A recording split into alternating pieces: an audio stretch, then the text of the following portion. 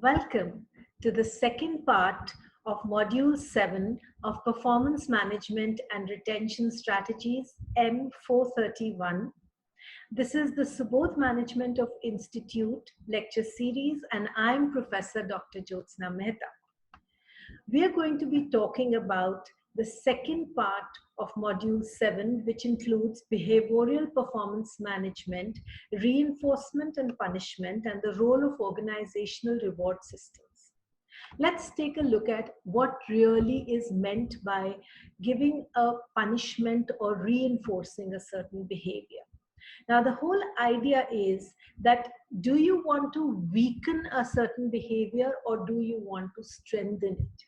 If you want to weaken it, then you need to use punishment. So something that is not happening now and the subject does not want to experience it, so you add it and you have a positive punishment.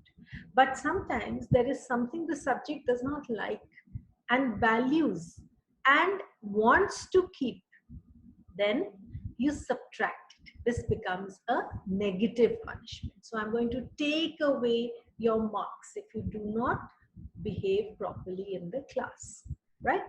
Now, on the other hand, reinforcement is used to strengthen behavior. Sometimes the subject is experiencing something and wants to stop or avoid that. Then you take it away. This becomes negative reinforcement.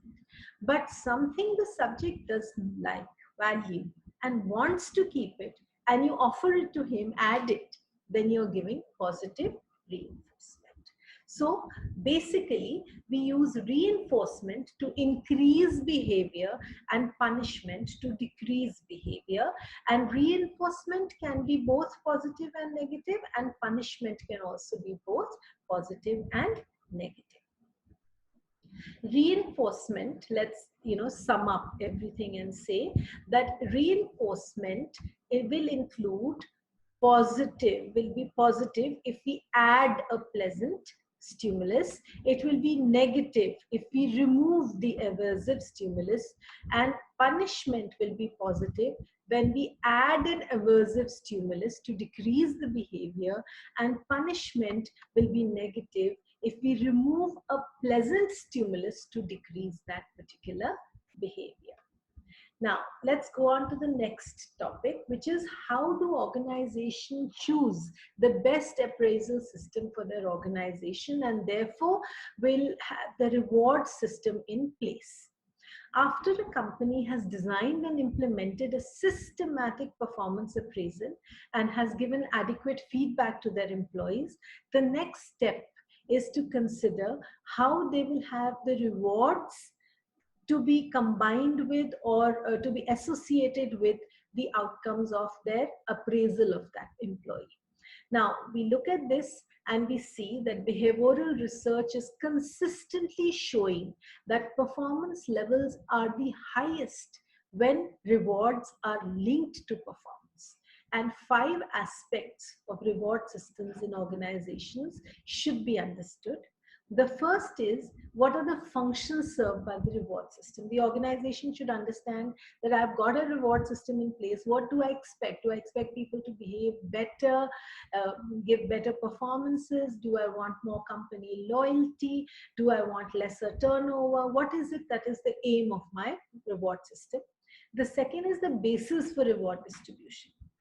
Is it going to be a very transparent policy kind of a program where if I achieve a certain level, I'm going to be given a reward, or there are going to be other bases for reward distribution?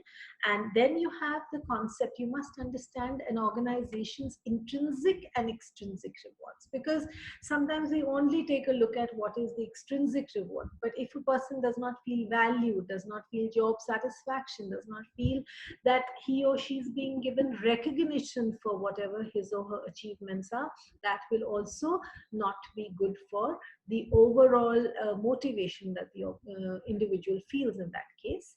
then the organization in its reward system must understand the relationship between money and motivation, at which level and how much is going to motivate people, and is it enough, or there needs to be a combination of fringe benefits and incentives to motivate people.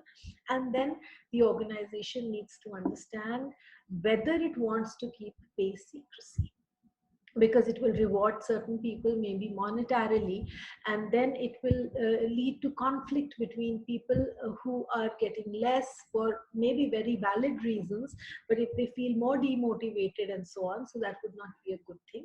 So an organization's reward system must look at these main 5 issues. The function of the reward system, let's look at that first and most important part. It is used for a variety of reasons. The first, of course, is job, effort, and performance, which means that the employee's effort and performance will be expected to increase when they feel that rewards are linked with their performance. The second element is attendance and retention. Reward systems will also have a positive and a direct correlation to a person turning up on time and turning up at all and staying with the organization. Then reward systems have been known to increase the employee's commitment to the organization. And of course, uh, definitely reward systems will determine job satisfaction, both at the level of intrinsic rewards as well as extrinsic rewards. Because if the individual is not satisfied with either the extrinsic or the intrinsic rewards, they will feel less job satisfaction, which will impact how they are performing at the workplace. So this is about the second part of the topic, and we are going to be continuing, of course, with the third part. So I shall see you then with the third part of this topic, and have a great day. Thank you so much.